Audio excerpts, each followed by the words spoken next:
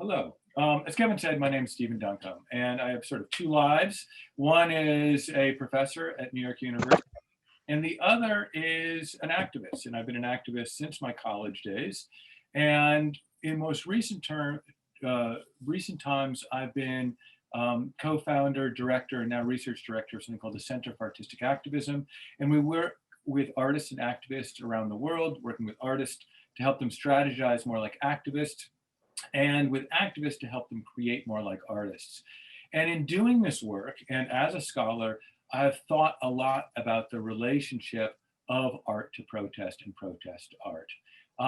And tonight, what I want to do is peel off one little bit of it, which is look at the art of humor.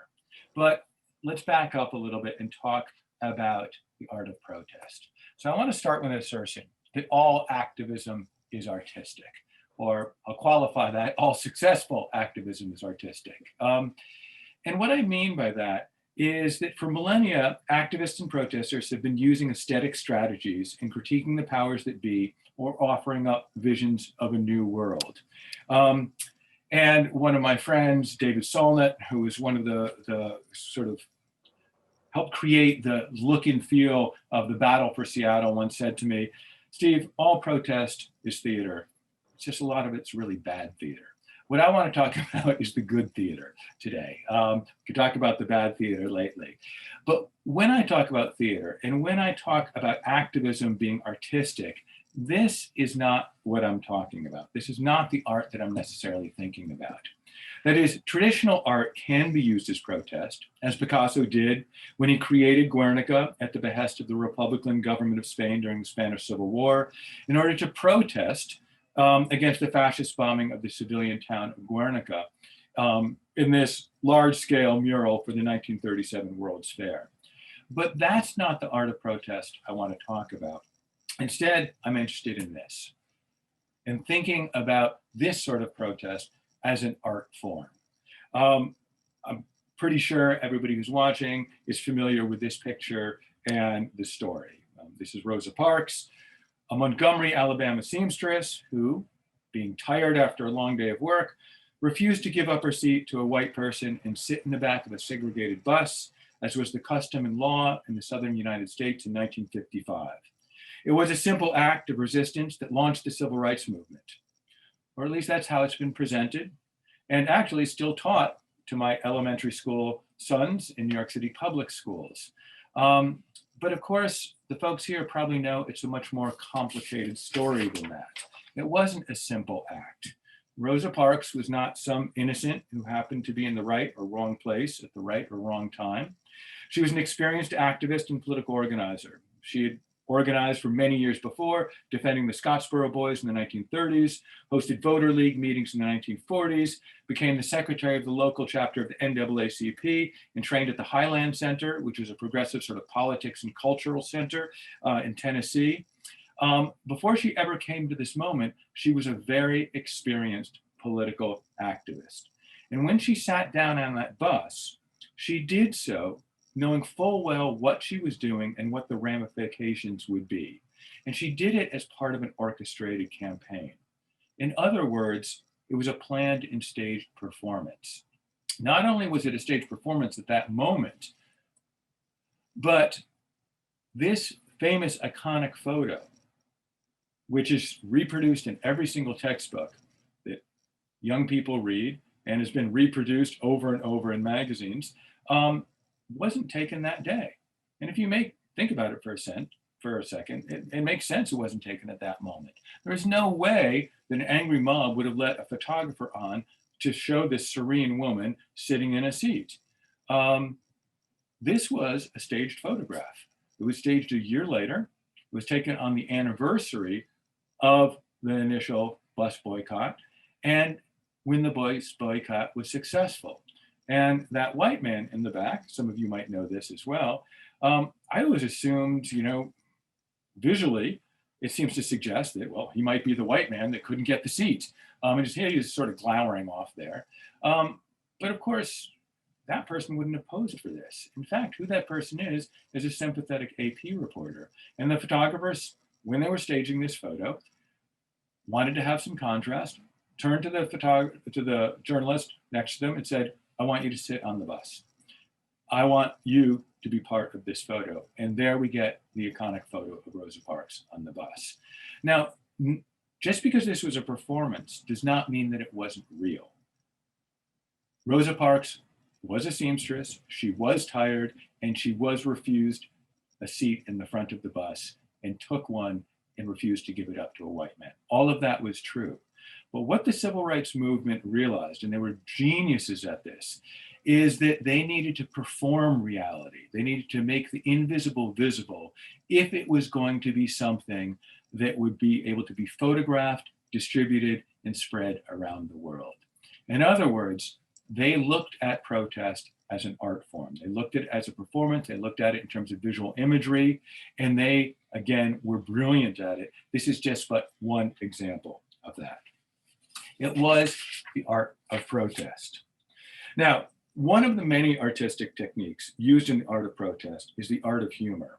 And that's really what I want to talk to you about today. And one of my favorite examples is this, which is the occupation of Alcatraz Island.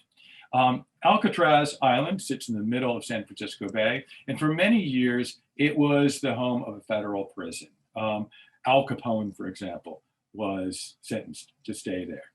By 1969, it had been abandoned, it had fallen apart, and a group of American Indian activists identified with the American Indian movement occupied Alcatraz Island. And they declared it a new Indian reservation and issued this proclamation. We, the Native Americans, reclaim the land known as Alcatraz Island in the name of all American Indians by right of discovery. We wish to be fair and honorable in our dealings with the Caucasian inhabitants of this land, and hereby offer the following treaty. We will purchase said Alcatraz Island for $24, and glass beads and red cloth, a precedent set by the white man's purchase of a similar island, behind me, 300 years ago. We know that $24 in trade and goods for these 16 acres is more than was paid when Manhattan Island was sold, but we know that land values have risen over the years. And then they go on to say, we feel that this so-called Alcatraz Island is more than suitable for an Indian reservation, as determined by the white man's own standards.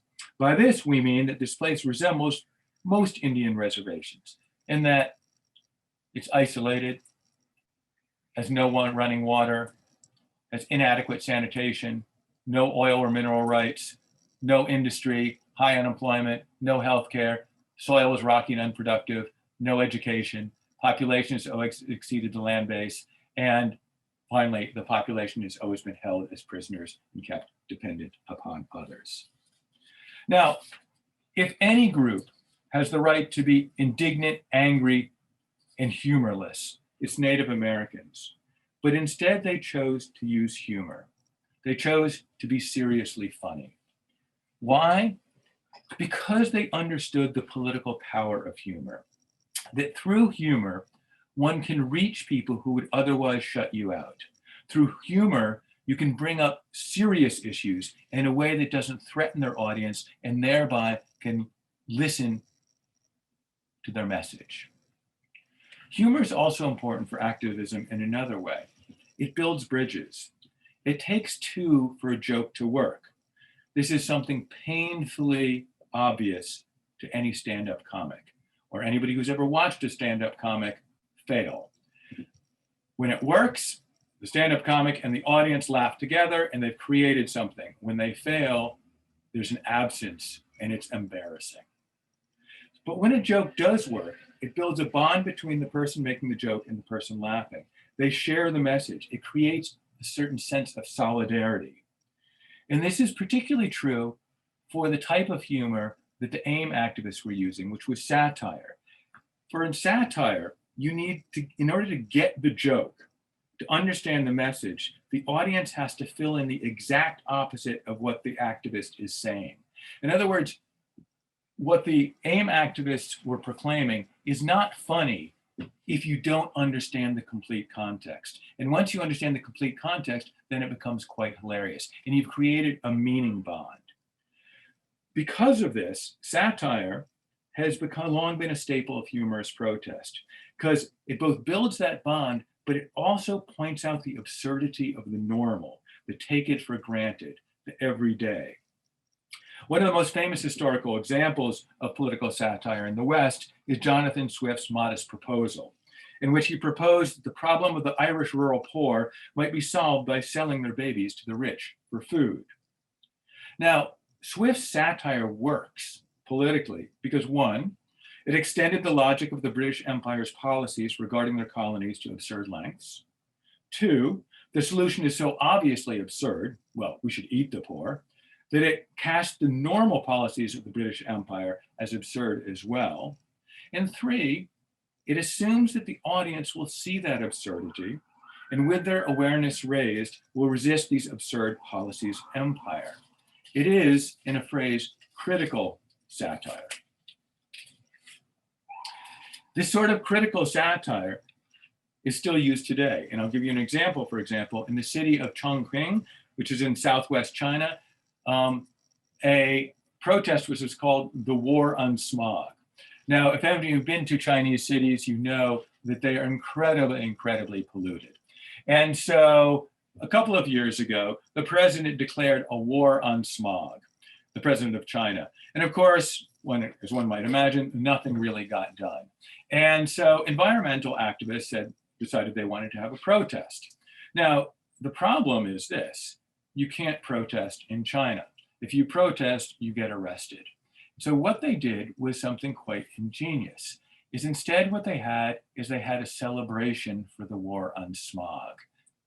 And they did what everyday people do.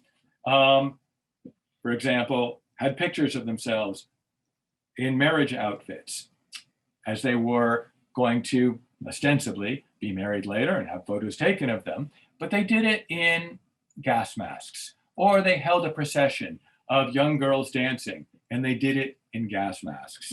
Now, everybody that went by understood that what they were doing was that they were poking fun at the president's idea of a war on smog, that they were pointing to the fact that nothing was getting done, and that the cities were still inundated with smog. Yet, because it was done artistically and because it was done humorously, the police couldn't identify it as a protest. They had to say, is it art? Is it celebration? Is it a joke? And that confusion allowed them to hold this protest in such a way that if they had just come out and stood on a soapbox and demanded that the president do something, declare a war on smog, and then follow through with it, they would have been arrested and imprisoned. And this is something that we found working around the world, particularly in places where there's repressive regimes, that people use humor, activists use humor, and they use sort of artistic creative approaches as a way to kind of slip through the cracks, as a way to fly under the radar because of that uncertainty. There's other types of humor as well that ride on the edges of satire, the humor of the clown. And here's an example from Bogota, Colombia, traffic mimes. Now, in 1995, Antanas Mockus was elected the mayor of Bogota, Colombia. Antanas Mockus was a former college professor, and he had a lot of inventive, creative ideas of what to do as mayor. But the first thing he had to do is he had to address the problems of Bogota. And one of the problems of Bogota was traffic fatalities. The traffic police were notoriously corrupt. Nobody paid any attention to any of the traffic laws. And the result was that pedestrians were dying and being injured. And so what he did is he did a study. Comes out of a science and social science background. So he did a study, and he found out that amongst the citizens of Bogota, there was very little respect for the law, partially because so many of the policemen were corrupt. But what people did worry about was losing face. They worried about being ridiculed. And so what he did was he took all 420 traffic officers and he fired them. And instead, he hired mimes in their place. And instead of fining people, what these mimes would do is they would ridicule people. And they would laugh at people for jaywalking or running across a zebra. And the amazing thing is it worked. Traffic fatalities went down by 50% in Bogota, Colombia. So it can actually have an effect. But I want to ask something right now, which is, can satire work in the same way today? And what I mean by that is that if satire is so dependent upon a stable reality that one needs to poke at, needs to prod, needs to push to its illogical conclusions for us to see it as absurd, what happens if reality itself is absurd?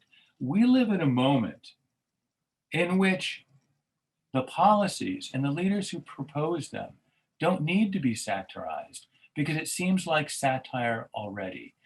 Yes, we're going to build a wall, a big wall across the whole bottom of the United States, and we're going to have Mexico pay for that. That sounds like satire. That sounds like something that Swift would suggest. But instead, of course, it was a realistic policy of our past president. And what if our leaders are openly fools?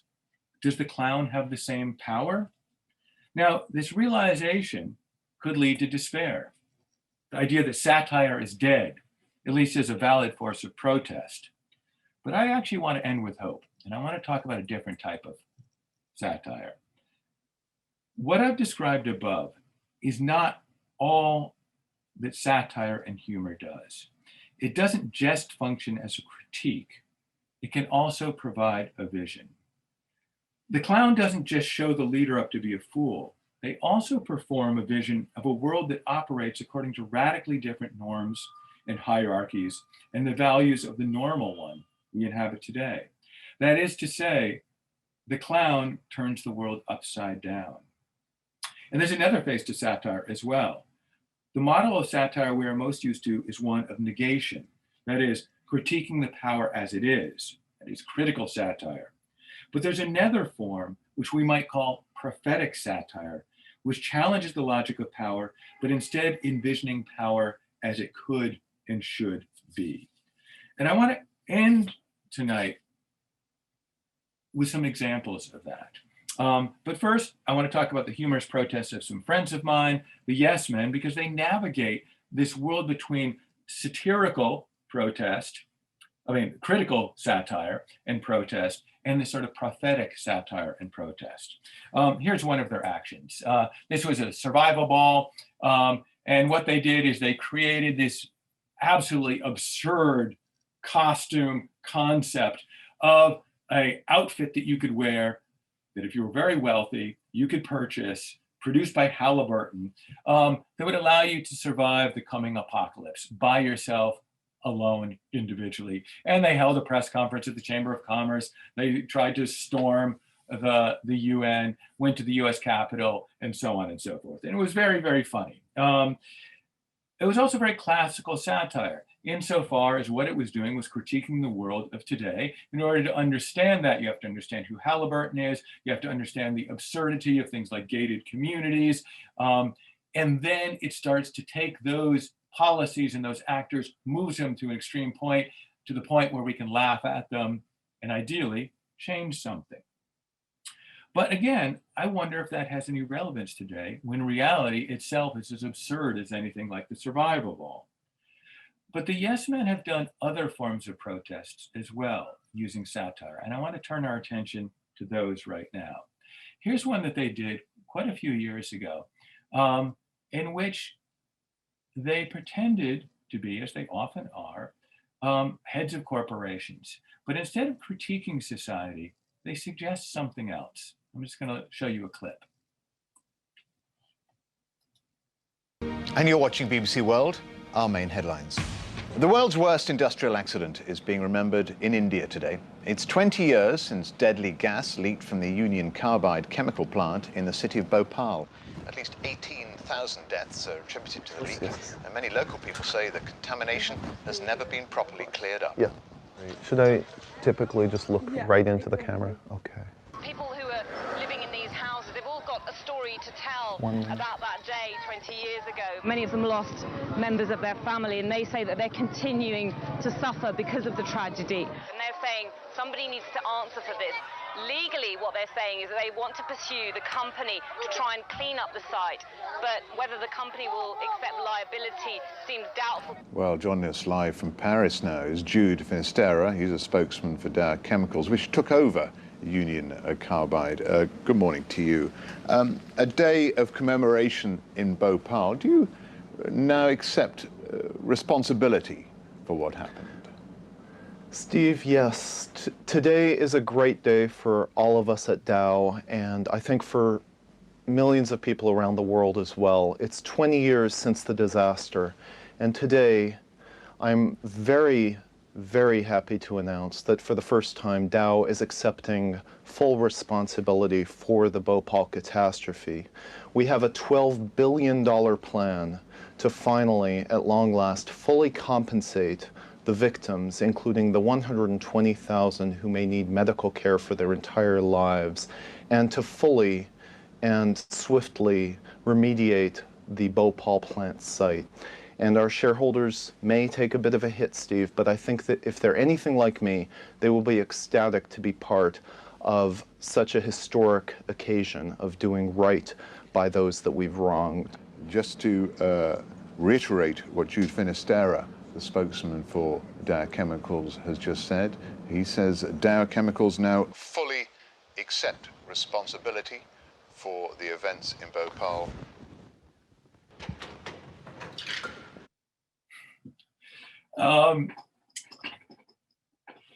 So this works as satire in the classic sense, because at one and the same time, they're critiquing the normal behavior of corporations. But at the same time, they're imagining a world turned upside down, in which corporations actually care for people and take responsibility for their actions.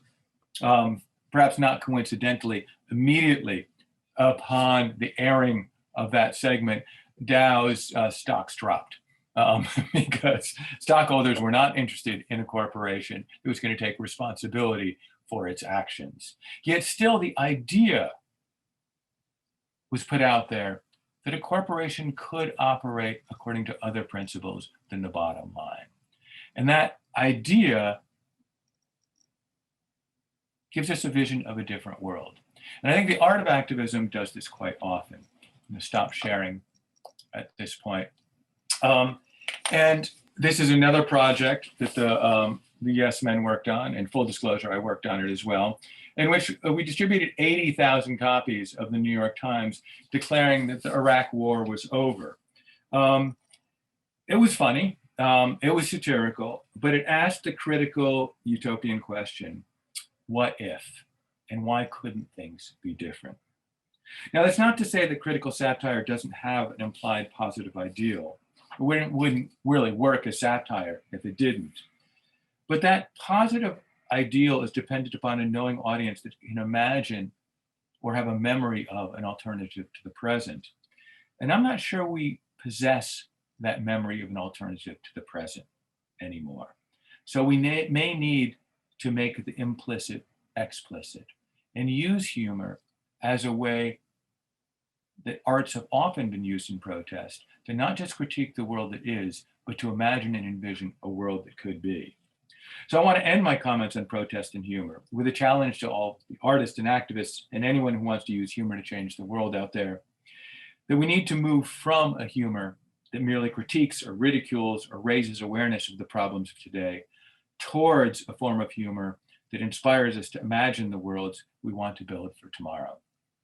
Thank you.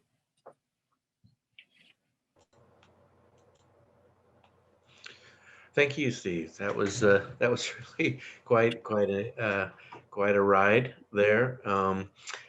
Starting back in the 60s and going all the way to the present. If you have questions, again, please don't raise your hand, but instead put your question into the Q&A. That's the way that we will handle those. So if you have a question for Steve, please enter it into the Q&A, and we'll get to you as soon as we see those questions coming in. it was interesting that you used the example of the Dow Chemical situation, which I mean, part of what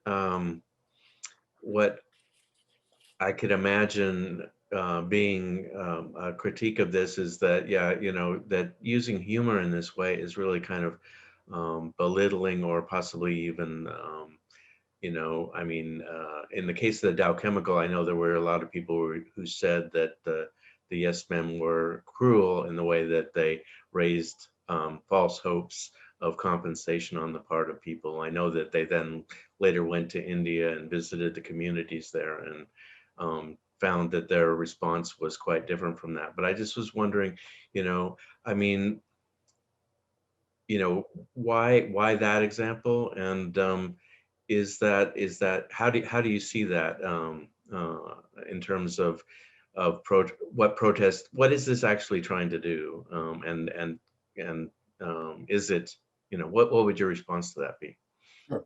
Yeah, and that is a critique that was made of the Yes Men, and there's some validity to that. In their defense, this was not something they did outside of a campaign. This wasn't just an art trick. It was done with Greenpeace, and particularly Greenpeace that was working in India on campaigns for restitution of the victims of Dow Chemical or Union Carbide Chemical at that point. So it wasn't just sort of a one-off thing. It was actually part of a larger campaign, and they saw themselves as this moment in order to bring that campaign to the public eye. What did happen immediately is, of course, Dow Chemical said, these aren't our spokespeople.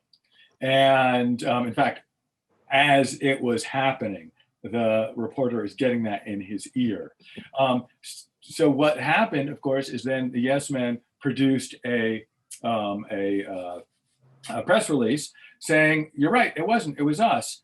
Invite us back on the show, and we'll talk about it." They invited them back on the show. They wanted to talk about the prank, the humor, and instead, what they insisted on talking about was corporate responsibility and what was actually happening in India. But I think that critique is a dangerous critique. There's some validity into it, because what it essentially says is you can never offer up an ideal of utopia insofar as that vision is bound to disappoint others by the reality of today.